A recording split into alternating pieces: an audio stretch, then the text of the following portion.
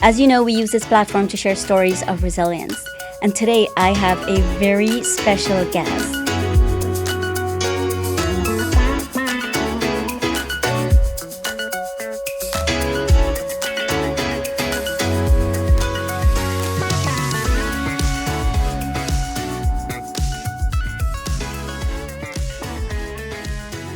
As you know, we use this platform to share stories of resilience.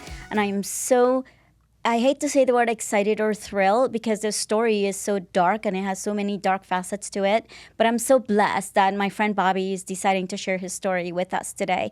It's a tough story. It's a hard story. I'm putting an advisory warning out there, but you will hear some really tough things. He's gone through some things, but you know what? He's out, coming out the other side, and he's living resiliently. And that's what we want people to hear, that there is hope. It doesn't matter what you're going through, there is hope. And if Bobby can bring hope and Bobby can live resiliently, so can you. So with that, let me introduce Bobby. Bobby is the host of the Fight Junkie podcast. We've been arguing about this Iraq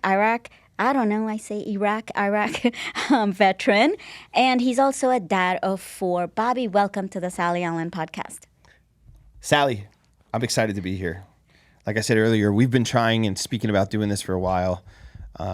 But I told you last time that I'd like to come on the show, and I changed my mind because for selfish reasons. You know, I work very hard to be the man that's sitting across from you today and the husband and father that I am, but a lot of the things that I've pushed down or dealt with, because I've taken a lot of ownership and had to really face my demons. So sometimes I don't want to talk about them because it'll ruin, it'll set my day in a bad light. So, but life's been pretty good, which I'm excited to say. We're going to talk about resilience in life, but I'm living proof that it does get better, because I'm sitting here right now on a show with a friend of mine who wants to hear my story, but there's a lot of people that have gone through what I've gone through, and they're not even alive or here to tell their story. Yeah. So thank you for having me. I love what you're doing.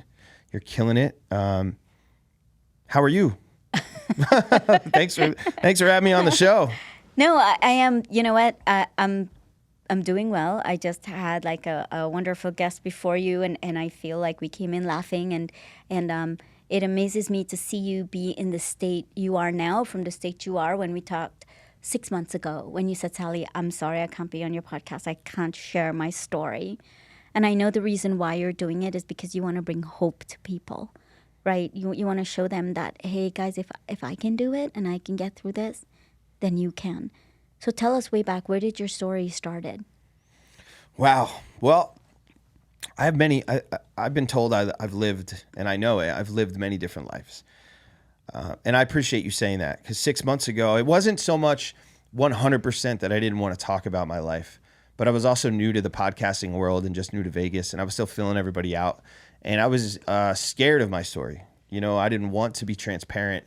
Not that I had anything to really hide, but I did in a way, because I was embarrassed by it, because I didn't want to be looked at a certain way, because I know who I am and I identify a certain way in my heart, but that doesn't mean everyone else is going to look at me that way. So I was real cautious, to just come out and be like, on TV, on screens all over the studio. Yeah. But my story, man, I mean, I got to be real. It has to go back to probably like 1992 when my mother left. My parents got divorced. And I bring that up now, not because I'm traumatized and, I'm 37, I'm a father, but I put a lot of thought into marriages and relationships and how it will affect children, because I've been divorced, and I know that the way that things have unfolded in my life as an adult was almost like a cycle. And I'm really trying now. I'm remarried. I have an 8-month-old, and we are doing no matter what we can to make sure we break that cycle. Yeah.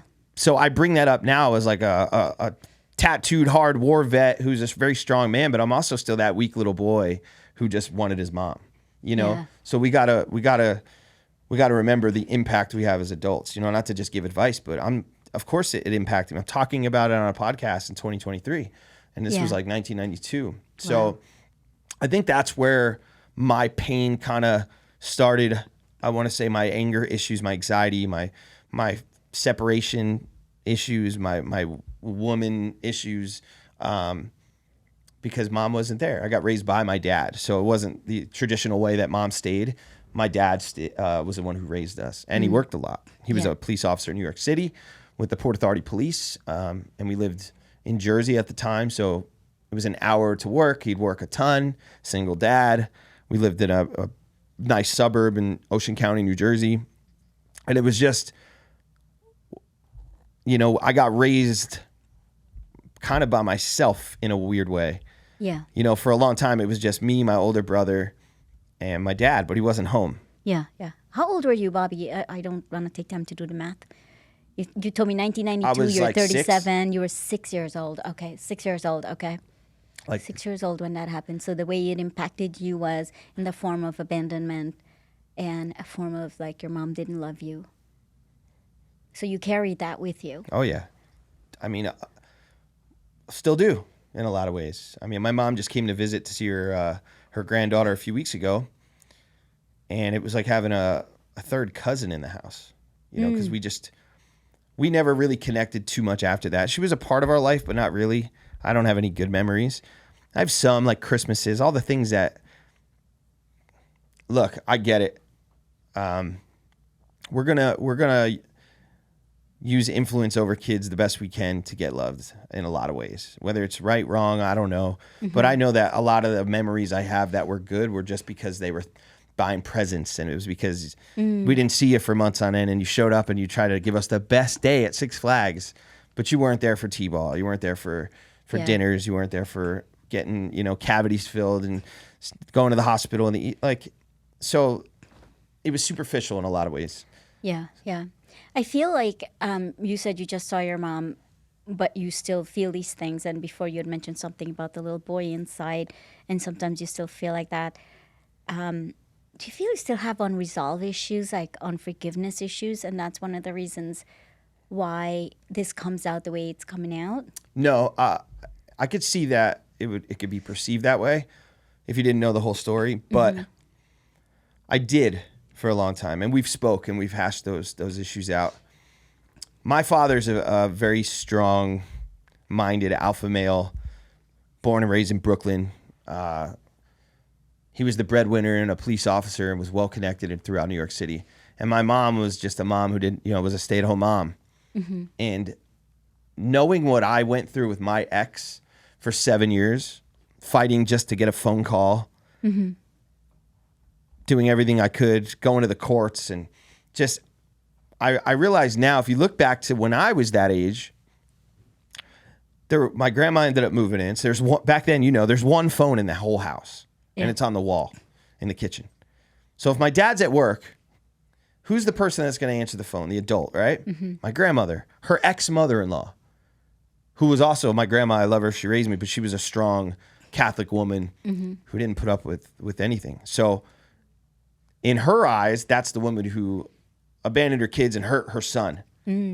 So I can't imagine that it was a great phone call. Yeah. And I can imagine that my grandma many times probably believing she was protecting us, just said we weren't there or didn't let us talk to mom. There was no FaceTime. There was no email. There was no internet. Right, right. So I don't know for a fact, but knowing the spitefulness and how hard it was fighting for my daughter and the boys, I can only imagine what it was like 30 years ago. Yeah, yeah. That had to be tough. But take us back to one of the things you said to me before we started. Look, my story includes being homeless. There's drug addiction. I've been in the military. I was a police officer. Take us back where your journey started, when, what got you into drugs. And I know exactly when. I remember. Yeah, talk to us about that. I'm from, a suburb called Jackson, New Jersey. And I haven't talked to this kid in 20 years. He ended up stealing some money from me. But I remember in 8th grade, this kid named Travis DeCunza, I don't know where he is. I wish him the best, moved into Jackson, into like the real wealthy part of the town, like big houses. Like you wanted to be friends with these kids because they were like, oh my God, like did they live there, because we were comfortable, but we didn't really have much, my dad worked hard for the little that he had, but these kids, their houses were like mansions. And I remember Travis came from a broken home and he smoked weed. And Travis is the one that got me into weed. So we would skip school, we would smoke weed. And then it just grew into like Travis meeting the other kids in school that I didn't talk to that smoked. And then I just got into that crowd. We're talking I'm 13, 14. And it just progressed into high school. And then my dad got remarried after 9/11. He was in 9/11. He almost died in the rubble. Oh my gosh, I'm so sorry. Yeah.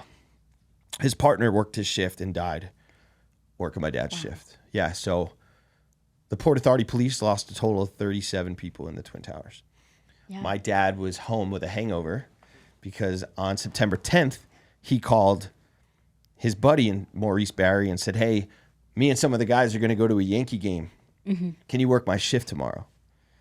And Maurice died in the towers. Man, that has to be sad. Your dad had to be dealing with that for the rest of his life. Yeah. He's just now snapping out of it. Yeah. And he's almost 70. Yeah. Wow, that's really tough. So what happened? You got into drugs.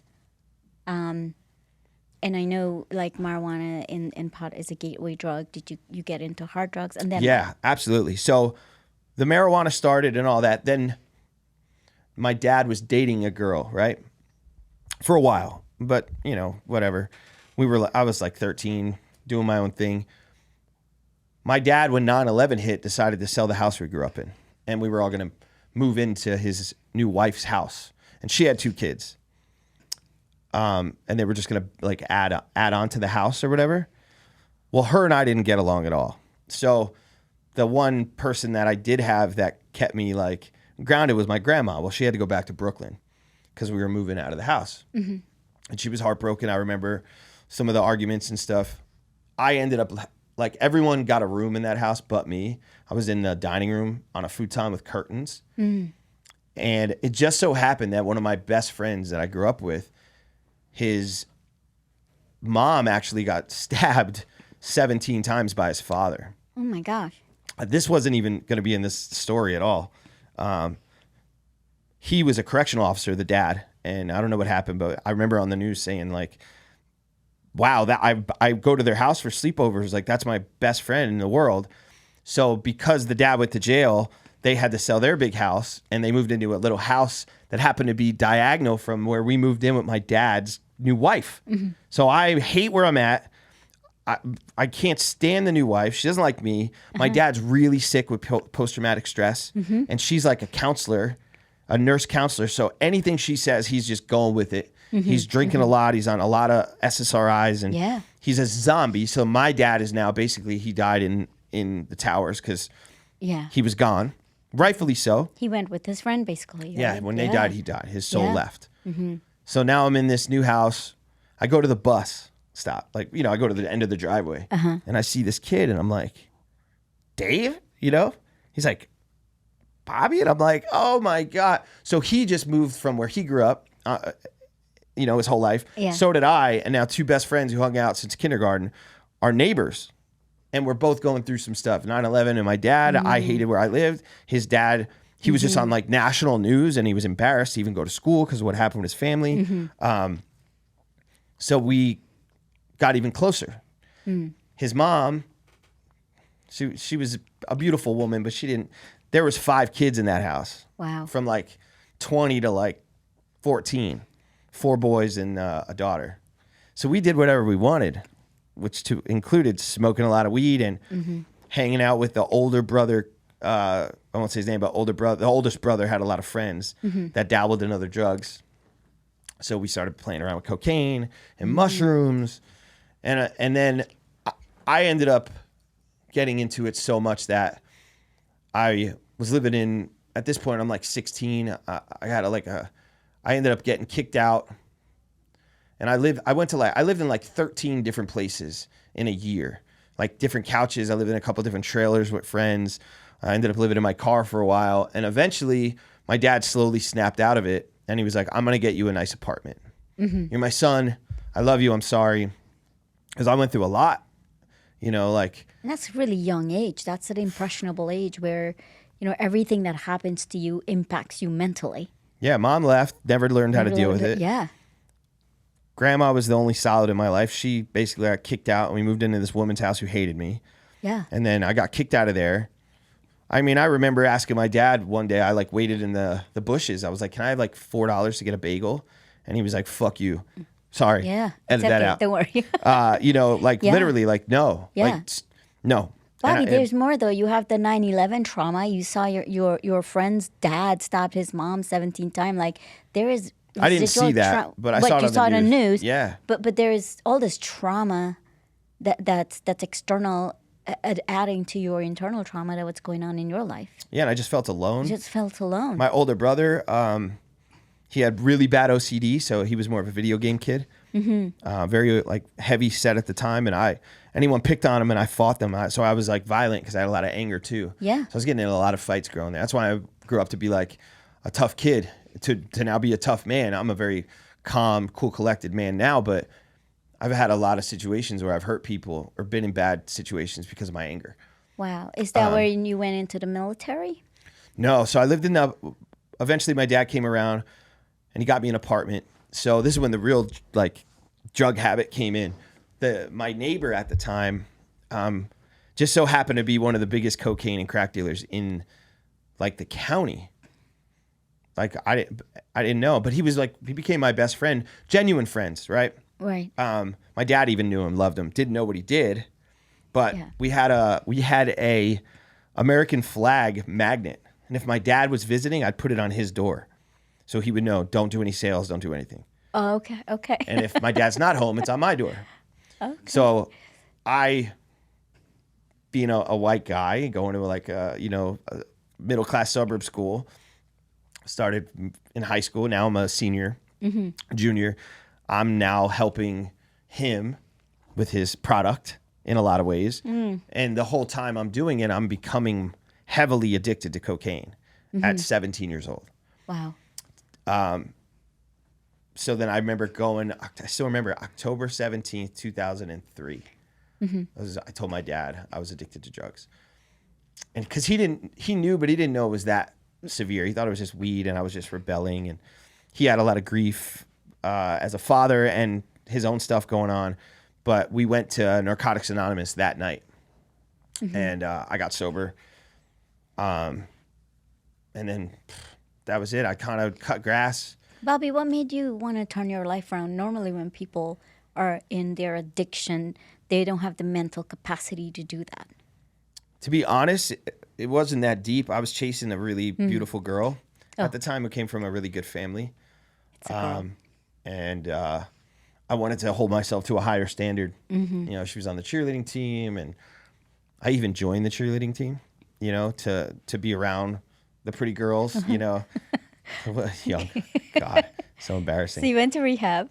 So I went to Narcotics Anonymous for a while, and then I still smoked weed all the way up to the Army, but I got off of anything else really. That was it. And then my dad's like, what are you going to do with your life?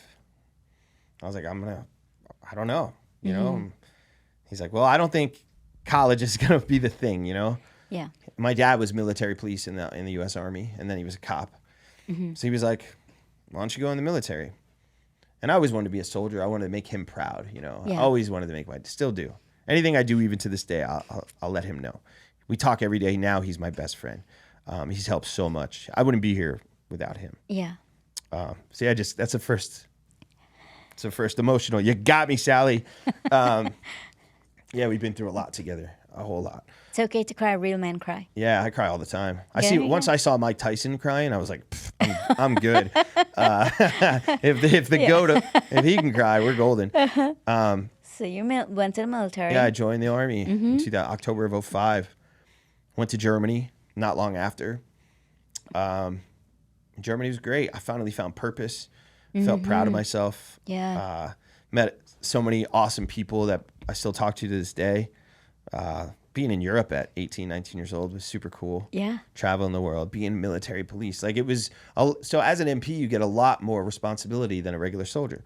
So we're both the same rank. We're both privates, but you're in a place like this with all your leaders. When you're an MP, this is your section, and you go, and you're in charge of the protection and the well-being and health of all the family members and military members on a whole base. Wow. So cool. You're out there on your own in a police car at 19 years old. You don't know what you're doing. You're scared, but you grow a lot. And I was a good cop because I was such a horrible kid. I got in all the parties and all the fights and did all the drugs and did all the street stuff. You know, Right. I went to school in Queens for a little while. I had moved. I forgot about that. I rebelled from my dad at that point, and I told my mom, who I didn't want to be with because she was an alcoholic, you know, but I moved up to her because now I could do drugs. Yeah. Mom's drinking. She's not going to say nothing. And I moved, but I fairly quickly realized that Queens, New York, for a white kid in those days as a new guy wasn't for me. So I didn't last too long. And then where in Queens, New York? Maspeth. Right Maspeth. Near Ridgewood. Okay. I went to Ridgewood High School in New York. Yeah, pretty gangster area. Yeah. And you know, I was trying to rekindle something that wasn't there at that time, but I could also get away with stuff. So I lived that life. I was the only person. I mean, you're talking from 16 to 18, 16 to 19 before I left for the military. I had my own apartment. Wow. I spent Christmas alone. Man, Emotional. I'm so sorry. Yeah.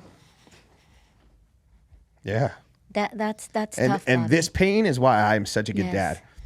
Yes. This is why I'm such a good father. Did you know what you're doing? You're breaking generational curses. Yeah. You decided that you're not bringing that into your life. You're going to break those cycles, and you're going to be better because you want your children to be better. Yeah, I mean, that's why I'm so passionate about it. Yes. Yes. And I don't think I just tear up for that type of stuff. It's just the culmination of everything I've been through. Yeah. But yeah, as a parent now, I look at like not being allowed on the property. And, you know, it sounds so cool. You're 16, you have your own apartment, you can have parties and all your friends. But yeah, that's you're cool still for like a child. No, I was a kid. You're a kid. And kid, I think my son used to say something. He used to say, Mom, my friends' parents don't care that they're out this late. And I'm like, when you get a little bit older, you'll see how much you care that we care that you're out late. That's all I ever wanted. Oh, yeah. They and kids want boundaries, even though they fight for freedom. Yep. Boundaries help them to feel loved and help them to know that their parents really genuinely cares about them and help them to know that there's security there for them. You didn't have any security blanket. No. My dad was the best dad in the world, but 9/11 took him from us. You know, not physically, mentally, my dad was gone. Let's go to T-ball, practice playing baseball. Let's go to the games. Let's do all this. That guy was gone. He was just drinking himself into a hole and just survivor's guilt. And the only thing he had was money. Yeah. Because he worked so much in the rubble that he ended up retiring. So he's like, I lost all that. I don't know what to. I can't be a dad right now, but I'm going to make sure you're safe. I'm going to buy you groceries in this apartment. And a lot of it was cool, but yeah, that's like the 2 hours you see. Then you go home and mom cooks dinner and does your laundry. Like I had to do all that on my own. I spent Thanksgivings alone. Like that's rough because it's so traditional and it's so ingrained in us. Like Thanksgiving and Christmas, it's all about family. Yeah, and you watch these movies. You watch your movies. It's all about you're like, I hate these movies. I don't want to watch them. When I met Robin Williams in Iraq, it was one of the biggest moments of my life because Mrs. Doubtfire came out when my mom and dad got divorced. And that's what that whole movie was kind of based upon, you know? And I related to it so much. Yeah. And I've always like kind of resented people that had both their parents and dinner every night. And because I've never had that, ever. Never. I have one memory of my mom and my dad together. And that's my dad holding me and my brother screaming, please don't take the kids. That's the only memory I have. And that's why I'm going to work so hard today to deal with my pain and all the things I've been through, to be the best dad I can be, you know, and we'll get into like the custody stuff. But when I say like, I don't have all of my daughter and the boys, it's not my fault. I take a lot of ownership in a lot of it, and we'll get into that. But at some point I had to say like, I've done everything I can do. And we can dive into it. So where are we at now? So now I'm in the Army. It's great. I loved the Army. I was in Germany for a long time. Germany was great. We went to Iraq, which was, you know, 2007 was a pretty rough time in Iraq, but I was in Tikrit, Saddam's hometown. I don't even want to talk about Iraq, really. Iraq was rough, man. Iraq sucked. And not just every day, but just the poverty and the kids and just the smell and, you know. You don't have to talk about it. Yeah, it was just a lot. Yeah, you don't have to talk about it. But I will say that there was a lot of things that I loved about going over to Iraq. Seeing the giving back, like care packages. And one of the most touching things in my life is meeting a kid that had to be my age. I was 21 in Iraq. I turned 21 in Iraq. And I remember giving him like a pair of cheap Walmart shoes and like a white T-shirt. And he hugged me and cried. Yeah. No, he didn't have that ever. He's never even had a pair of shoes. And it just was like, oh my God. I remember giving feminine products to Iraqi women and they had never seen a tampon. Giving them lotion and they would try to eat the lotion. They didn't know what it was. And it changed me. You know? Yeah. So that's why I get so mad about Americans. They're like, this is the worst country. And like, you have no idea. You have no idea. Yeah. Some countries you can't get gas. And if you do have the ability to get gas, you're sitting in an un-air conditioned car for 5 hours in line to get 1 gallon. Bobby, our stories are not so similar, but very similar as you know, what you shared with me as I'm thinking back. It takes me back to, I was 6 years old when I realized I was alone and I didn't have anyone to love me. I was 6 years old, just about your age. So I totally get what you've been through and your resiliency and who you are today, because it takes a lot for us to get from there to there, to where we are today. One of the things you said before was sometimes people share, you know, they share their stories and they listen to your testimony and they think like, man, you've been through a lot. And people feel like I don't have a powerful story like that to share. But I won't want anyone to go through what I've been through. You don't want that powerful story. No. Right? You don't, because you have no idea we have to live with it every day. And everything that I've talked about up to this point is the easy part. Keep going. Keep going. Yeah, literally. When I say like all of that stuff, to even the war, I would do that again easily, my whole life again, 10 times, to not go through what I went through, you know, since 2017. Yeah. And I mean that, you know what I mean? And I said before, I'm super, super grateful. I love my wife. I'm super grateful for my daughter. But if I could have did the things then to fix my situation then and not go through all the pain I went through, I would have fixed it then. And I think a lot of people would do that in hindsight. But I don't want to say fully, because then I wouldn't have my wife and my little girl now. But there's a lot of things that I'd go back and change. So obviously Iraq played a big part in, I was good. I was a good soldier because I was reckless and fearless, which is not a good trait. Do you think you were like that because you had nothing to lose? Yeah, absolutely. I didn't plan on coming back from Iraq. I didn't. So it just made you the best soldier. Yeah. Because you were fearless. Yeah, I didn't plan on coming home. Wow. That was home. I was there 15 months. If you try to think about this, if you try to think about a regular refrigerator or a bathroom or like laying on your bed watching it, like you'll never make it. You can't. It's just like being locked up. You cannot count day by day. Right. You just have to get into a routine program and do your thing. You won't make it. Yeah. You have to just accept it. And I accepted death after a while being over there. And then the deployment got pretty easy after that, to be honest. And I think a lot of soldiers can relate to that. Wow. How can you walk down the street with a rifle and crowds of people and worry about every soda can that's going to blow your legs off? Every car is going to blow up. Every window has a sniper. If you do, you cannot operate. You can't. You won't even get out of the... And I've seen people clam up many times and not even get out of the truck. Yeah. And I don't blame them. You know, I should have went in the Air Force and been a veterinarian. I can't even fathom what you're saying as you say it. I feel like I'm freezing up over here. It's just I can't, and it's stuff I've just seen in the movies, right? I have not experienced anything like you have. But you were there for 15 months. Then what happened?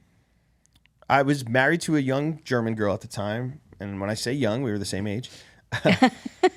I got married out of lust, and once again, that need for I'm missing the word. That need for love, The right, love, from a right? You're woman. missing a gap. You're filling a gap. Yeah. Yeah, especially from a woman, because I didn't have that. You know, I had a strong, hard man. My dad didn't. When he said, "Don't get sad, get mad." There was no like, "Oh, are you okay?" Like, no. My dad was a cop from Brooklyn, New York, whose dad beat him his whole life. My dad's a tough dude. He never laid his hands on us ever. He promised himself when he was a kid that he wouldn't be like his dad, and he never did. But he certainly instilled some fear in us, positive fear. But I was always looking to fill that gap. So I married a girl after a few months. A lot of soldiers do. They get married. They're downright married. Not I got married. Married, yeah, okay. And a lot of it was motivated by, when you're a private, you live in the barracks. I'm just going to be real.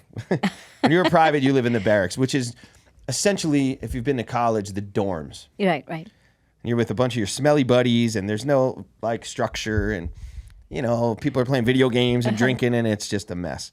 I'm used to living in my own apartment. Yes, that's right. Even though I'm young, I had my own place, and I had vacuum lines and a fish tank. Everything was perfect. Yeah. Because my neighbor who sold drugs, his house was perfect. Right. So I emulated my house. That's why a lot of people, they're like, what happened? Why'd you have so many skulls, and why are you into skulls and swords? Well, my neighbor, Rich, his whole house was skulls and swords. And he was the first adult that I took to because I spent a lot of time with him because I had nobody else around. Yeah. My dad wasn't there. He was working. So that's how this all came. So I hated the barracks. So you get married, you get out of the barracks. They give you your own house. Got it. Okay. I know. Okay. And they pay you more. So you'll get paid more wages. Now, I will say at the time... Now, did she speak English? Yeah, a little bit. English? Okay. Aber ich spreche perfekt Deutsch. Yeah. I speak fluent German you speak now. fluent German? Oh, okay. Yeah, so I learned German. So that was only an issue for a couple months. Yeah. I thought that was love. Looking back now, I know it was lust, and it was... It was convenience, too. Convenience. Yeah. We were married for 5 years. Oh, wow. Did you guys have children? She got pregnant the first month I got back from Iraq. We did not know. I got back from Iraq November 23rd of 2008. We went to visit my family in New York City for Christmas 2008. She was pregnant. We didn't know. We went out with friends and drank, and she overdid it and ended up in the hospital that night. And we think that's why she lost the baby. Oh. But we didn't know she was pregnant. Yeah. We found out that she was pregnant, and it was just a disaster. What was real hard about it was a friend of mine, Tommy, love you, one of my old sergeants. I had made sergeant, There's 130 soldiers outside the company one day, and he goes, "Hey, I just want to give a round of applause. Sergeant OB is having a baby." Tells the whole company I'm going to have a baby, right? And for the next 9 months, I had soldiers come up to me, "Hey, big sergeant, how's the baby?" When the baby died. And I had to, it was just hard, So That's more trauma onto you, man. Oh, and that was right after coming back from Iraq. I was a mess. I drank probably 2 bottles of cognac a night. It's like your trauma didn't stop. It just followed you wherever you go. My whole life. And we're still in 2008. It just stopped a year ago, like 3 months ago is when I lost the rights to my daughter. So we just kept going my whole life. Wow. Yep. So what happened? You got 5 years later. And I won't say that it was her and I necessarily not being the best together. I got sent to Louisiana. Louisiana, no offense, is hard to live in if you're from America. And you're not from Louisiana. I grew up in New Jersey, New York City, spent every, summer in Brooklyn, went to Times Square and Rockefeller Center and I see where you're going the with Jersey this. Shore. Yes, and now I'm in Louisiana. Yeah. So now take a 24-year-old German to Louisiana. Yeah. First time in America, and she's at Fort Polk, the worst army base on the face of the planet. Oh my gosh. It went south. Yeah. Yeah, it went south there, and we were young. We probably shouldn't have got. I know we shouldn't have got married, and I wouldn't even consider it a marriage if if we didn't. But we did get married. It was rough. So we ended up separating in Fort Polk, and there was I used to bounce, so I'm a little out of shape now, but I used to be like 235 pounds solid. But I hurt my back 10 years ago. It's working out. I used to like competitively like train. That's my whole life was eat, sleep, work out. I did 2 a days. That's all I did. But I deadlifted 600 pounds dry and hurt my back prepping for a competition, and I couldn't even walk. Wow. I ended up in like a wheelchair years later and taken to the hospital that night out of the gym. So right when we separated, well, like I said, when I was pretty big, I used to get hired. Not only was I a military police sergeant and a combat vet, I lived in an area where there was a lot of clubs that all the soldiers went to. Okay. So they wanted to hire sergeants because the soldiers, I can tell who's a private. I'm like, come here, high speed. I see your ID at the door, and I'd let them know at the door, don't get stupid. I'm an MP sergeant. I'm gonna call your squad leader. I'm gonna handle you later. So it was like the best of both worlds. I get this big tatted up jack guy, but he's also extremely educated, disciplined, articulate, and he's an active duty military police officer. Right. So I used to get paid pretty good money to stand at the door. And I used to fight in jiu-jitsu, trained a lot back then. So while I did that, I used to get tasked out to do security for different events. And one of them was a bikini contest. Once again, chasing lust. Now I lost the relationship with German. Now I'm alone in Louisiana, miserable. And there's a bikini contest, and one of the girls I start talking to is going through a divorce, and she has 2 little kids. They're like 4 months and 2. 4 months and 18 months. And we started dating. And my dad, I was getting out of the Army not long after, and my dad flew to Louisiana and said, do not bring that woman and her kids back to New Jersey. Come out, get out. You're 25, get a job. Yeah. Go live your life. You don't love her. You already lost time. Stop it. Smart man, yeah. He's very smart. Very smart. What did Bobby do? Did you listen? No. Nope. I showed up to his big house in Jersey with this woman and her 2 kids. And did you care about her, or were you just being defiant? No. I ended up having a baby and was with her for a decade. Oh, yeah. Okay. Yeah, so you genuinely cared about her. Okay. But if I look back, it was just lust and I was lonely. You were lonely, yeah. I fell in love with the boys. Yeah. I mean, they were calling me daddy. They didn't know who their dad was. The boys gave you purpose too. You've been looking for purpose all of your life. I've been looking yes, family. I was looking for family. I never had it. I had my dad, who's been the most solid thing in my life, but that's not enough. No offense, Pops. We need more. He gave you what he could. Yeah, and he was a broken man too. Yeah. He's chilling now. He just bought a boat. I'm trying to get him to play golf. Yeah. But yeah, so now you brought her to Jersey. You're gonna think I'm crazy. My ex, the German, I was with 5 years. She was a part of the family, so she didn't want to go back to Germany. So where do you think she moved when we separated? She moved to meet your dad. Yep. But keep it all in the family. Yeah, because she didn't have parents. Her mom was never in her life. Her dad she was raised by her grandparents. They were in their 70s, and she didn't want to go back to Germany. Ooh, so the plot thickens. So how did the new girlfriend accept the German? What's her name? Well, my dad's also like. I had some bad stuff go on with me and the ex with my PTSD, and maybe I think she cheated on me while I was deployed. Like there was like, and that's the one thing to this day, like I'm super against, because my mom cheated on my dad and left us as a family. So like I'm not the best man in the world, and I could drive a woman crazy 100 ways, but I'm never going to cheat on him, because that ruined who I am as a person, literally. So we had some stuff, but my dad's very loyal to his blood. So the problem is when she moved in, my older brother lived there at the same time. So my older brother, who's never, how can I say this? I'm going to say, edit this out. All right. My brother behind closed doors came out as gay to my ex-wife. He's married now with a child. He's been in the studio. He's never admitted to me or anyone, especially the hard charging little brothers, never, ever admitted. So we'll go back. So you could start it here. So my older brother became real close with my ex-wife because they lived together and confided in each other and became friends. So my dad's like, well, Bobby's getting out of the military. He's coming home. I don't care. You got to go. That's just not my problem. You know what I mean? Bob, my son's coming home. He's coming with, not my business. I'm going to support my son. Right. My brother didn't take to that at all. He's Christian.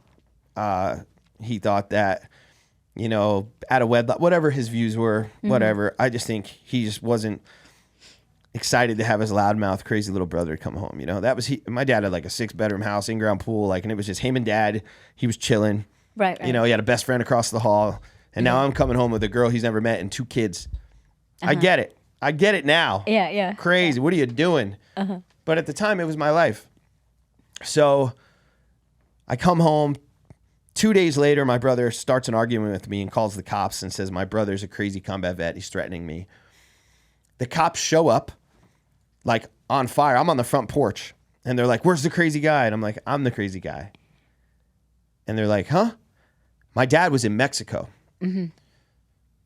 If there's a domestic dispute in a household, no matter who it's from, only the owner can allow them to come back to the house. So my brother got a restraining order on me. And my dad was in Mexico for 2 weeks. So I'm out of the Army 2 days at my dad's house. My new girlfriend and her kids are in the house with me. They're from Louisiana and Texas. I'm not allowed on the property because then I'll go to jail for this temporary. Yeah. And my dad's in Mexico. Right. So now I got to leave this woman here with her 2 kids in a house she just got to. And she knows there's beef.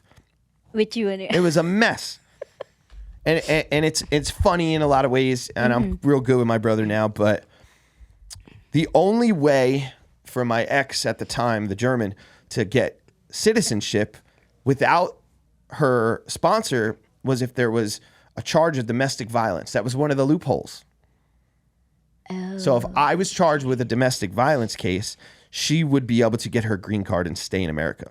So you think your brother was setting you up? They took me to court. My ex and my blood brother. Oh, wow. I showed up in full dress uniform. I was still on active duty because I was on terminal leave. All my ribbons, still a sergeant, still active duty. And the judge literally was like, that's your ex-wife and your brother? And I said, yes, Your Honor. She said, thank you for your service. Case closed. And I left. Wow. Walked out with my dad. There was a lot of drama. BMW was involved, all kinds of crap. So she ended up, getting married to another service member in the Navy. There was a naval base there in New Jersey. And they had a beautiful baby. And, that didn't work out. But she's doing great. She's in Germany. We're talking, this is like almost 20 years ago. You know what I mean? So, God bless her. Wish her the best. When I was really going through some stuff like 5 years ago, she reached out and was like, look, I don't care if we're eye to eye or not. Like, you're going to die if you don't stop doing drugs. Like this is when I was into like heroin and stuff. So that was cool. But, I'm remarried. We have no relationship, but no bad blood. So I'm now with the girl from Louisiana. We stay at my dad's house. I become like, I don't know what I'm going to do. I'm a soldier. I'm like, I don't know how to do anything. But what I'm good at is right time, right place, right attitude, and the right uniform. And I'm consistent, and I'm articulate, and I'm a hard worker. Right. And I'm loyal. So my dad's neighbor, who's in another big house, for like a year, I was a mover. And I would see this like rich dude every morning getting his Mercedes, and I'd wave at 4:30 in the morning. I guess he was going to the gym. So one day he goes, what are you doing? And I was like, he knew I got out of the military. I was like, no tattoos, like none like this. I didn't look like a coloring book. I had some, but nothing that would show. And he was like, what are you doing? And I said, I drive to New York City every morning and I help move furniture for a furniture company. And he's like, that's why you're getting up every day at 4 a.m.? He goes, do you know what I do? And I said, no. He goes, I'm a broker. I own an insurance company. You should come work for me. And I said, I've never sold anything in my life besides like drugs in high school, And I sold interviewed. Yeah, I sold fake motivation to thousands of soldiers. I used to walk around with enough motivation in my right cargo pocket for an entire brigade. But I went into that being I'm a Freemason, being that I sold Medicare supplements to seniors. 90% of them were Vietnam vets. So you got some young Iraq veteran going in there. I was making some money. Right. I mean, we were breaking six figures that year. But my ex from Louisiana inherited a 5-bedroom house on 30 acres from her grandparents passing. And the dynamic with my dad and I was going south because I had the kids and I didn't really drink, and my dad was drinking, and like it was his house. Yeah. Coming in with his friends like he's 21, like making sandwiches from 7-Eleven at 5 in the morning, like loud, and I'm like, shut up. He's like, this is my house, you shut up. So it was just a lot. So we moved back to Texas, and I got the Department of Defense federal position with the police department. But that whole time from 2013, 2012 to 2016 in Jersey, I had started doing Percocet, like the Roxy's and all the 30 milligram blues and all that stuff. It was real big in New Jersey. I never sought it out. I had a big party at my dad's house. He had a big pool, and one of my friends from kindergarten was like, hey, try this. And he's like, I'm like, what is that? He goes, Percocet. And I remember getting my wisdom teeth taken out in Germany, and they gave me Percocet. And I was like, oh, I felt great on Percocet. Give me that. And I took it, and I fell in love with it. And that started me down that road. How much time do we got? How are we doing on time? We could do a part two. Yeah. So these episodes are normally 30 minutes. We're at 50 minutes right now. Oh, Jesus. 45 realistically if we cut out that intro. So Okay. we'll do a part 2 on my time. Okay. You know what I mean? Yeah. I'll have you on Fight Junkies, and we'll finish it on Fight Junkies. Because this is about fighting, too. Fighting for my life. Okay. But we'll start it from, when I started going downhill with the DOD and the pills. Because who's gonna know? I wear a badge. I'm a federal officer. Yeah. My name's on the bottle. I'm not a drug addict. I cut the grass. I pay the bills. Yeah. I do everything. I'm a good dad. I coach T-ball. Yeah. I go to church every Sunday in a suit, literally. Yeah. But I was a complete lost soul drug addict dealing with PTSD. Wow. Yeah. All right. So. And from there, real quick, from there it goes to divorce, to multiple times in jail, to living in a trailer in 10 different states, to worse addiction, to seizures, taken to the ER in ambulances because of meth. I didn't want to be alive anymore because I lost my kids. And then from there, I built myself back up, and I've been sober since. I get emotional. Yes. Yeah. Well, stay tuned for part 2 of this story. Bobby's story is powerful, and it's not something we want to just run through and do a summary of. So there will be a detail with everything that he just said. We'll go into it in part 2 on his podcast. So stay tuned.